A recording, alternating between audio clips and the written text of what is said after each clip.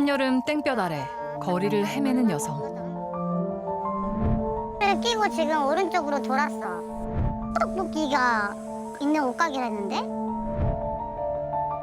그날의 흔적을 어떻게든 찾아야 한다는데요. 역시 여기 CCTV가 이쪽을 가리키는 게 여기서 하는 건가요? 카메라가 방향이 그쪽으로 비치더라고요. 인적이 드문 이곳에서 끔찍한 일이 있었답니다. 담배 피고 술 먹고 공방지대에 거기네? 구석진들 숨어들어서 pon수 보고 가스 발고 있었어. 전에는 40년이 와가지고 한번 때린 적 있어가지고.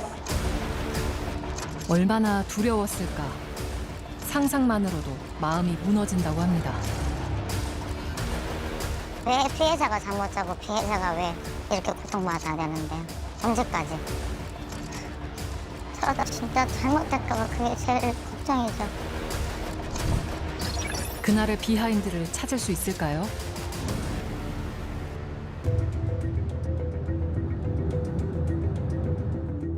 우리가 그녀를 만난 건 사건 발생 일주일째.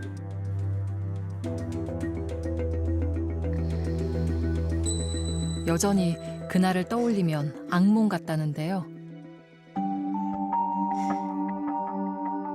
그날부터 지금까지 뭐 눈물은 뭐 말도 못하게 뭐 말라버렸고 수면제 3알 4알까지도 먹고 잠을 못 자고 있어요.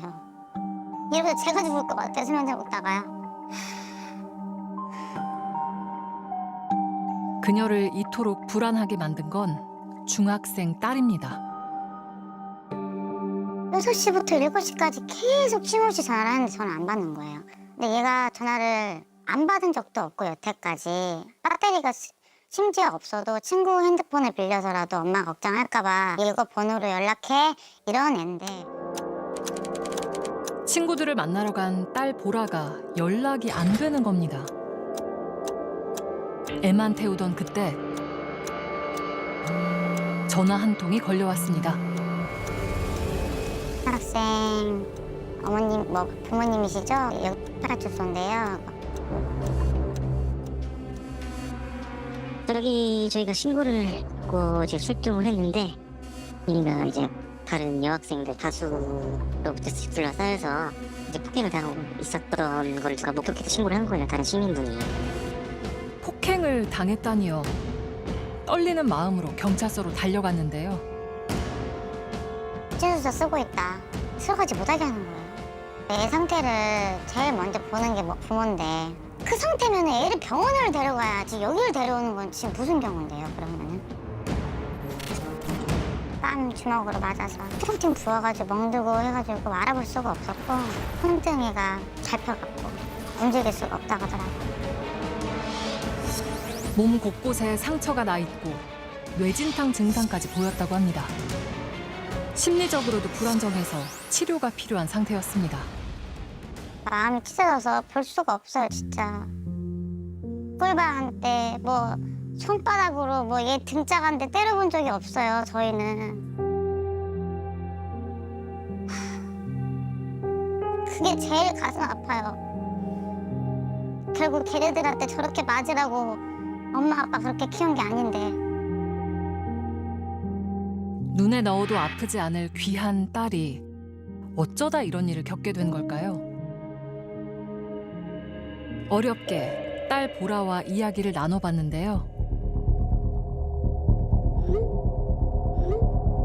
병원에 가는 것 외엔 집 밖을 나서지 못하고 있답니다. 조심스레 그날 일에 대해서 물었습니다.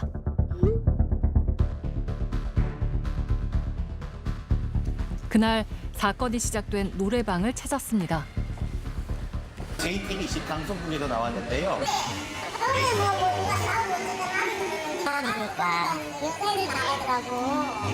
나중에 알고 보니까 걔가 가서 맞았다고 얘기하더라고. 거기 경찰분들이. 그런데요. 노래방을 나선 후 보라와 아이들의 행적이 특이했다고 합니다. 엄마와 함께 그 길을 따라가 보기로 했는데요. 저기 대각선으로 약국 거기 옆에 지금 들어가는 게 있잖아요. 저기로 가려고 하다가 방향을 튼 거예요. CCTV가 있는 거 보고. CCTV를 피할 수 있는 장소를 찾아 이동을 한 건데요. 그 용의를 뛰어내려서 아니 왜 길을 놔두고 여기 이렇게 가? 그러니까는 몰라요. 다 이렇게 갔대요. 네. 뛰어가지고. 담을 넘으면서까지 도로가 아닌 후미진 곳으로 향했던 겁니다. 거리 곳곳엔 CCTV가 설치돼 있었는데요. 그날의 모습을 확인할 수 있을까요?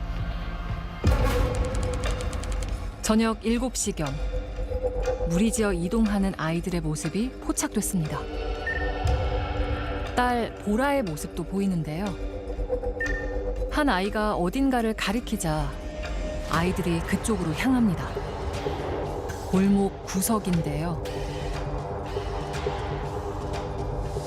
바로 이곳이 딸이 폭행을 당했던 그 현장입니다. 공간이었다고. 네. 안 보여요 CCTV가요. 사방이 벽으로 가로막힌 CCTV 사각지대. 그런데요, 바로 옆에 범죄 예방을 위해 만들어진 방범 시설이 있습니다. 계세요? 계세요? 이건 그냥 가림막이고. 여성을 보호하긴 뭘 보호해 대체. 주변 상인들은 그 장소를 잘 알고 있었는데요. 오래된 아지트, 건물 구석진데 숨어들어서 pon는 거고 가스를 함부로 못하죠. 그래도 들어먹을 만한 애들이나 하는 거지 척폭 그런 거를 알기 때문에 오히려 좀 덤벼요. 자기 피로 술 먹고 엄청 운동식이에요. 전에는 40년 넘어서 한 명 때린 적 있어가지고 제가 여기저기 다시 먹고 거기가 사각지대인 거 아마 알지 않을 거예요. 자기들끼리 이제 그런 거 학폭이나 이제 그런 거 하는 걸 좀 눈피해서 하기에는 저녁 때는 거의 사람들이 안 있으니까 주택가라서. CCTV는 물론이고 사람들 눈에도 잘 띄지 않는 장소였는데요. 한쪽 입구는 통로가 좁고 다른 한쪽은 주차된 차량으로 늘 막혀 있기 때문입니다. 저쪽 가서 망봐라, 뭐 저기 가서 망봐라, 차들 블랙박스 가려라 하고. 가만히 있으니까는 일로 와봐. 이렇게 손 가져가면서 이렇게 야 때려라 이렇게 끌고 가면 때리는 척 이렇게 하면서 네가 먼저 때렸다. 여기 우리 쌍방이야. 그러면서 그때부터 이제 뭐 영상 뭐 이렇게 찍으면서 눕혀놓고 밟고 질질질 끌고 다니고. 얘한테 다 듣고 싶지는 않았지만은 진술할 때 이제 진술은 자세하게 경위를 쓰니까. 당시 현장엔 보라를 포함해 10명이 있었는데요.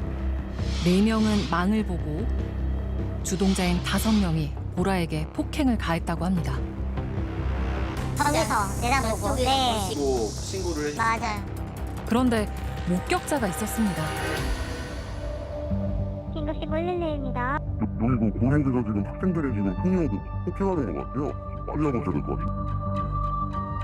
우연히 창밖을 내다보던 누군가가 폭행 장면을 목격하고 경찰에 신고한 건데요. 거기 아니었으면 얘는 끝까지 여기서 아마 맞아 죽었어요 아마. 그때 6, 7시에는 또 저녁 시간이라서 이 공원마저도 사람이 없어요. 출동한 경찰이 현장에 도착하자 가해 학생들은 보라만 남겨둔 채 도망쳤는데요. 도망치기 전 용의 주도한 모습을 보였다고 합니다. 경찰이 왔을 때 뭐 자기한테 오려고 했는데 그 언니들이 어디를 가 하면서 불기만 해봐 죽여버린다면서 다 질질 끌고 갔대요. 다 공범으로 그냥 만들려고 입 맞추려고. 사건 직후 아이들이 보인 행동은 더 기가 막힙니다. 가해 학생들이 가장 먼저 한 일은 직접 촬영한 폭행 동영상을 삭제하고 서로 말을 맞추자고 작전을 짠 겁니다.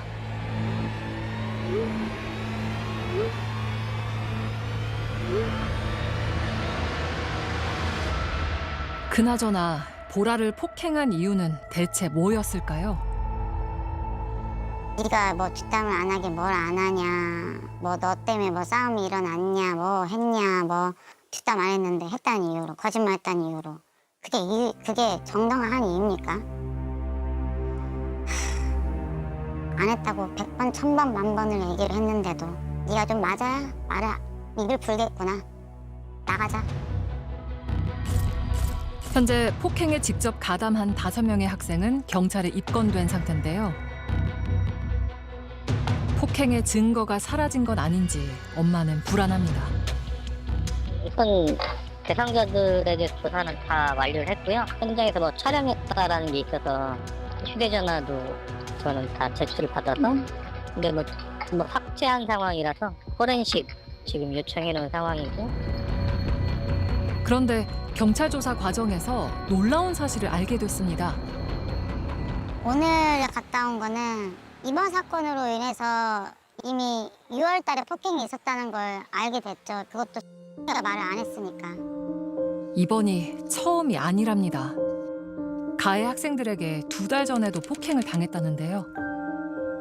CCTV가 없는 곳에서 휴대전화로 폭행 장면을 촬영하는 등 방식도 이번과 똑같았습니다. 왜 부모님께 말하지 않았을까요? 폭행 동영상이 유포될까 두려워서였다는데요. 최근 이런 심리를 악용하는 사건이 부쩍 늘고 있습니다. 여러 명이 한 명을 집단으로 때리는 영상을 찍어서 소셜 미디어에 올리는 범죄가 끊이지 않고 있습니다. 여학생 둘을 다른 여학생 수십 명이 에워싼 채 때리고 이걸 영상으로 찍으며 조롱하는 일이 있었습니다. 폭행 장면을 동영상으로 촬영하고 유포까지 하는 게 최근 10대 폭행 사건의 특징입니다.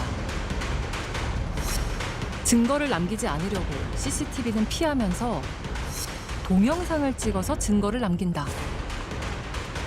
이건 대체 어떤 심리일까요? 또래 아이들에게 물었습니다. 피해자 아이는 이런 협박이나 수치심을 얘기하려고 말하면 이거 포기하는다 이런 식으로 내추런다 이런 식으로 과시하려고 하는 애들도 있죠. 그 가오부리. 전문가는 이런 폭행 패턴에 주목해야 한다고 말하는데요. 피해자를 협박하거나 앞으로 이 사실을 알리지 못하게 하려는 하나의 인질 같은 수단으로서 촬영을 하는 경우들이 굉장히 많습니다. 예를 들어서 우월감, 아이들의 말대로 가오잡으려고 또 본인들이 굉장히 특별한 뭔가 대단한 존재가 된 것처럼 인식하는 사실은 왜곡된 영웅심리 같은 것들이 있습니다. 피해자의 입장에서는 아주 일방적으로 굉장히 가혹행위를 당하고 있잖아요. 폭력을 당하고 있잖아요. 이런 게 담긴 것들이 이 불특정 다수에게 퍼진다는 것 자체가 상상도 할 수 없는 고통, 그냥 내가 죽어 없어져야만 이 상황이 끝나겠구나. 이런 어떤 절망감까지 주는 그런 상황들로 이제 많이 발생은 하고 있습니다. 그런데요, 이번 사건에서 엄마는 이해할 수 없는 점이 있답니다. 경찰차 타고 파출소로 가는 도중에 그 근처에서 큰 횡단보도에서 그 아이들이 몰려있는 거 보고 저기 애들이다. 저기 몰려있는 횡단보도 신호 건너려고 하는 저 애들이라고 얘기를 했는데 가해자들을 바로 목격을 한? 네. 신호 대기하고 있다가 경찰차는 수차가 출동을 했는데 앞에 차한테 무전을 한 건지 모르겠지만 무전을 했대요. 저 횡단보도에 있는 애들이 범행 애들이라네 하는데 그냥 가 하고 그 애들 서 있는데 유유히 지나갔어요. 경찰차는요. 파출소를 향해서. 이게 말이 돼요? 경찰이 보라를 차에 태우고 간 뒤 사건 현장에서 걸어 나오는 가해 학생들의 모습을 확인할 수 있었는데요. 경찰을 보고 도망쳤던 아이들이 계속 현장 주변에 머물고 있었던 겁니다. 경찰은 왜 가해 학생들을 보고도 그냥 지나쳤던 걸까요? 그쪽 방향으로 이렇게 한번 확인을 하시는 그런 모습은 좀 보이지 않았어서. 피해 학생만 있으니까 도망갔다고 했는데 수찰차가 나도 거기에서 좀 덜 봤겠죠 나중에. 말씀드린 그 하나에 갔더니 걔밖에 없었다. 현재 수사를 담당하고 있는 경찰 관계자에게 이번 사건에 대해 물었는데요. 이 학폭이요. 지금 뭐 전국적으로 계속 일어나고 있는 일이잖아요. 물론 여러 명이 한 학생을 폭행한 게 뭐 매일 빈번하게 일어나는 일은 아니지만 피해 학생의 피해 정도라든가 아니면 폭행의 정도라든가 이게 막 엄청난 이슈가 될 정도의 뭐가 아니거든요. 학교폭력 사안 또는 청소년들한테 발생하는 사안은 이만큼이니까 안 심각하고 이만큼이니까 심각하다라고 판단할 수 있는 기준은 전 없다고 봅니다. 그 기준이 뭐가 돼야 되냐면 피해자가 지금 어떤 상태이고 피해자가 얼마나 힘들었느냐가 먼저 고려돼야 되거든요. 뭐 예를 들어서 정말 뭐 전치 4, 5주, 6주가 나오지 않았으니까 괜찮은 거예요. 이렇게 말한다면 사실은 우리나라에서 학교폭력 사건은 또는 학교폭력 사안은 앞으로 해결할 수 있는 저는 희망은 별로 없다고 봐요. 경찰이 제대로 수사하리라 믿지만 엄마의 마음 한켠에선 불안이 밀려옵니다. 경찰 쪽에서 알아서 하겠지만은 또 경찰이 확보하지 못한 놓친 부분도 있을 거니까 여기 CCTV도 있다. 역시 여기 CCTV 영상을 조금 받아볼 수 있나 싶어서 얼마 전에 학생이 여기 근처에서 집단 폭행을 당했어요. CCTV 때문에 물어보려고. 네, 그것 때문에. 그날 이후 엄마의 시간도 딸의 시간도 멈췄습니다. 지금은 어떤 마음일까요?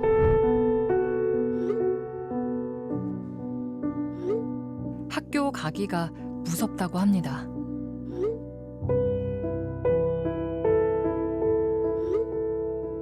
아이의 마지막 말이 참 아프게 들립니다. 언제쯤 보라는 다시 세상 밖으로 나올 수 있을까요? 왜 그게 하필 왜 우리한테 벌어진 일인가 싶기도 하고 더 마음이 아프고 더 화가 나요. 왜 우리 아이는 저렇게 두려움에 떨면서 집에 있어야 되는 건지 집 밖을 못 나오고 왜 저러고 있어야 되는 건지 뭐 애한테 많이 미안하죠. 딸아이의 비하인드를 찾아 나선 엄마.